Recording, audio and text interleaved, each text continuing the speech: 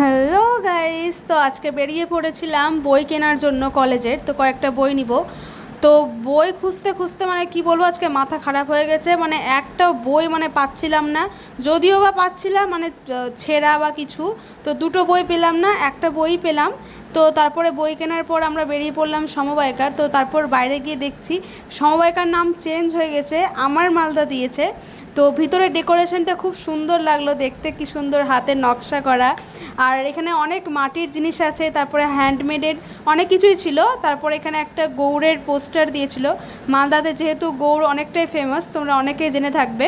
তো দেখে নাও তোমরা, কত সুন্দর করে সাজিয়েছে। তো এটা উদ্বোধন করেও ছিল, কিছুদিন আগেই করলো। তো আমরা চলে এসেছিলাম এখানে সব গ্রসারি আইটেম নেওয়ার জন্য। তো যেগুলো যেগুলো দরকার আমরা সেগুলোই নিলাম, কারণ বাড়তি কিছু নেওয়ার ছিল না। তো হঠাৎ করে দেখছি এখানে নাকি ফ্রোজেন কিছু পাওয়া যাচ্ছে, যেমন মোমো, পিৎজা, এগুলো সব ফ্রোজেন পাওয়া যায়, কিন্তু সমবায়িকায় পাওয়া যেত না। হঠাৎ করে দেখছি পাওয়া যাচ্ছে। তো যাই হোক, সব কিছু কিনে নিয়ে বেরিয়ে চলে এসেছি। তো আজকের জন্য টাটা।